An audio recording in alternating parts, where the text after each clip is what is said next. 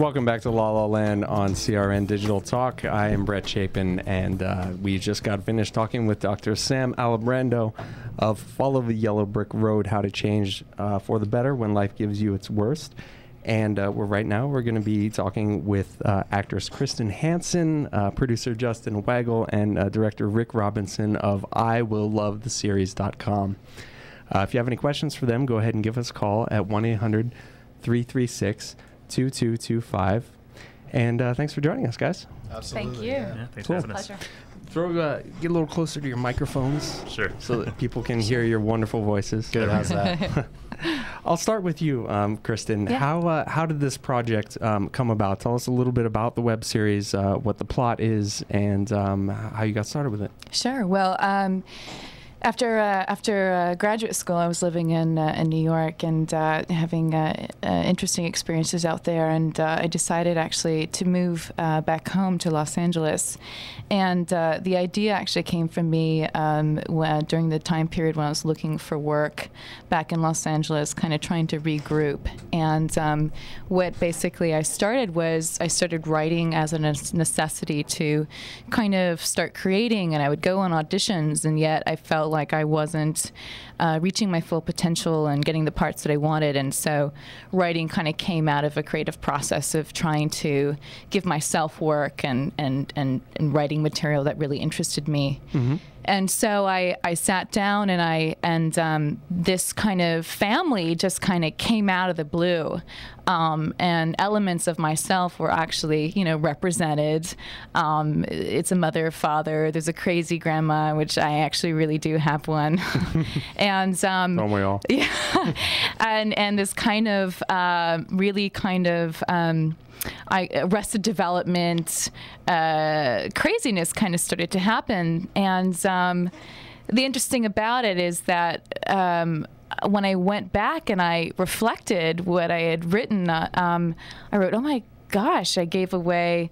Well, let me just say, in it, the main character, she comes back home from New York, and her parents tell her that she was born a hermaphrodite, and that she had no idea that this was the case, and was feeling like something was missing, and at odds with herself and her identity.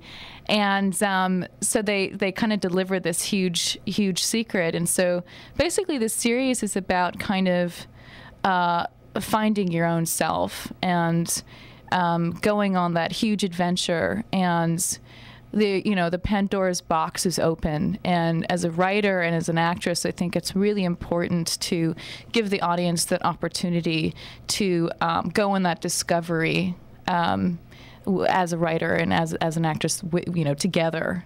I think it's really important. And that's why the first episode is that way. It's structured that way, that that the main character finds out this huge, dark secret, mm-hmm. In film, in the moment. Yeah. As opposed to opening the series with that as already a given circumstance. Right. Yeah, that's the thing that really strikes me about your series, is you're dealing with something that not a lot of people have dealt with. Not a lot of television has dealt with. I don't know if any television has dealt with it. Yeah, I know. It's funny. I've heard a few people say that there are certain things that will guarantee a quote unquote a failure of why something isn't picked up or why the audience isn't out there, and hermaphroditism or is a big thing that no one talks about, and I think it's something taboo, and people are afraid of it. And sexuality is a big theme, a running theme in it. Mm-hmm. And I'm willing to go there as a writer and kind of see where it takes me. But I think it's more than that. I think it's really what it comes down to is a person who is struggling with a sense of identity and the issues that we go on. We deal with it in our teenage years, and but we don't really take into consideration that we're always on that journey, mm-hmm. Through life. And this one just happens to be a bigger circumstance, that most of us really deal with. And you were telling me in your research for the part, you found that it's actually pretty common, contrary to what people believe. Is that right? Right. Well, 1 out of every 30,000 cases are out there where babies are born and there's an uncertainty of what sex it could be. Mm-hmm. And it's pretty common. I mean, when you think about the way that the body is, is built, there's just a lot of things that could possibly, have handicapped, or it's Sure. You can look at it as a kind of handicap, and most people would not know that. And in the opening segment, we were talking about a baby that was recently born that was 9 ounces and survived and is doing great. So, this is just a birth defect just like any other. Well, that's the way that I'm thinking about it, is I think about, oh my gosh, there's so many, births out there that,